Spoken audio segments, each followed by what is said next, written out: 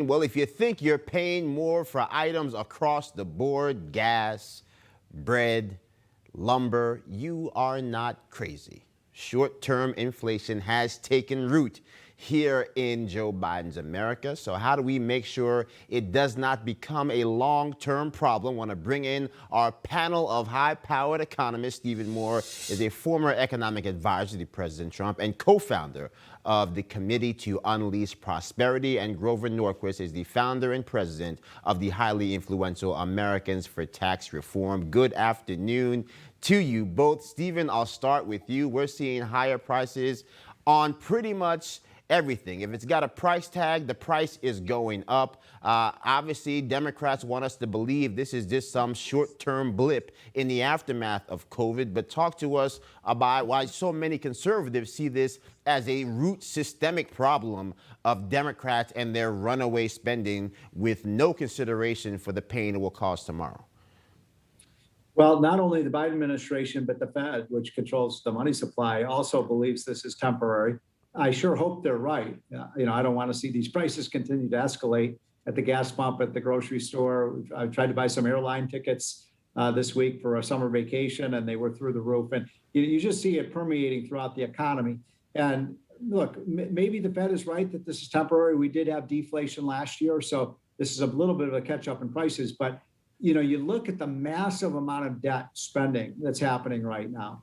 And it's hard to see how that's not inflationary. I'm only surprised that the policymakers are surprised that we have this inflation. And the worst thing Congress can do right now, by the way, the absolute worst thing would be to pass another $1 or $2 trillion spending bill and print that money. And it would make if you think inflation is bad now, wait till they spend another $1 or $2 trillion debt bill. Now, we've seen year-over-year reduction in unemployment from 11% to 5.5%.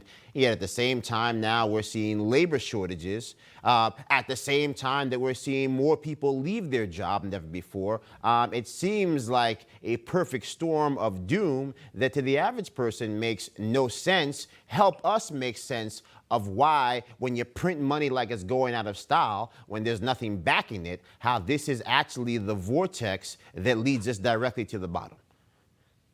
Well, the Democratic Party and Biden and the House and Senate Democrats and Democratic governors all want higher energy costs to start with. They want to substitute low-cost energy with high-cost energy, high-cost subsidized energy, solar and wind that just doesn't create as much energy per effort. And so you have to subsidize it. That raises the cost of energy, which raises the cost of transportation of goods and services and of everything that gets made.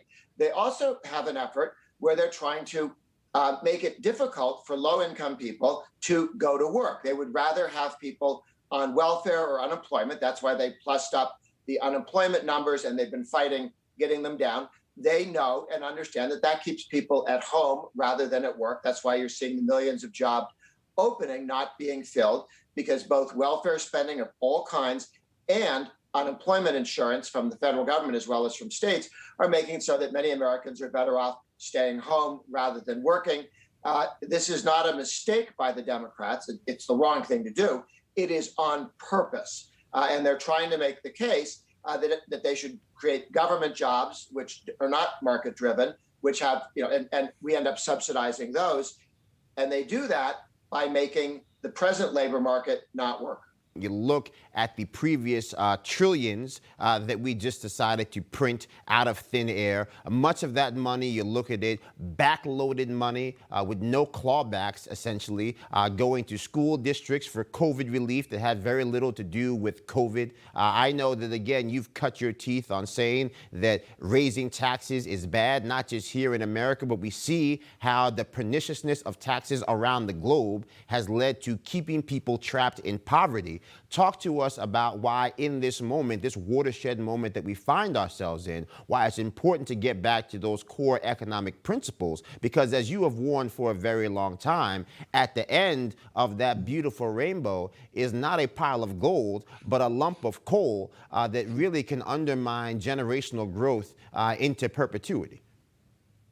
We know that lower tax rates creates more economic growth and more jobs and more opportunity for more people. We know that higher taxes does the opposite of that. When you raise the corporate income tax, you make America less competitive. Biden wants to take the corporate income tax up to 28%.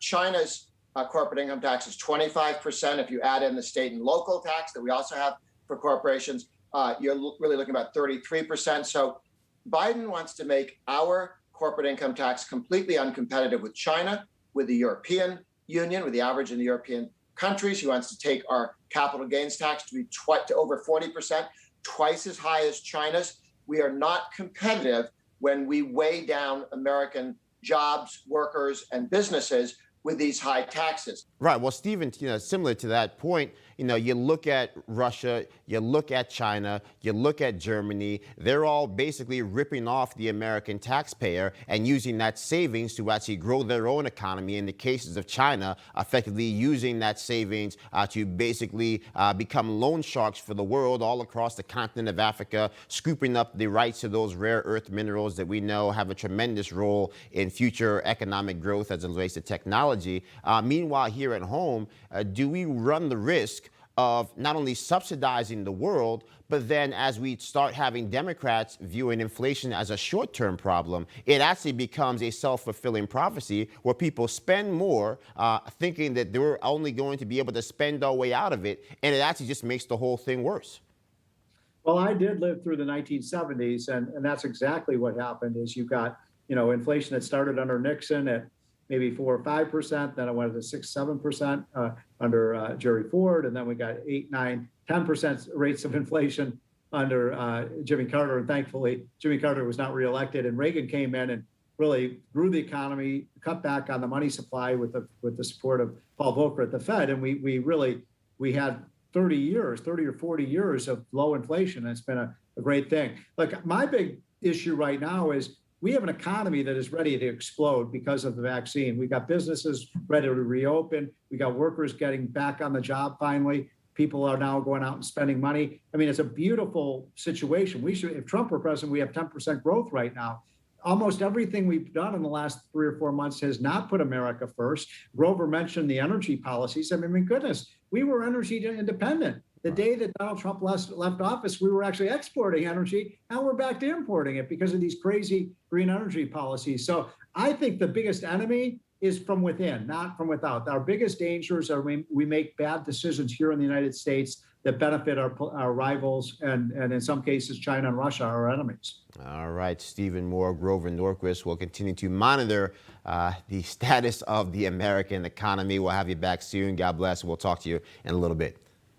Thank you. Take care.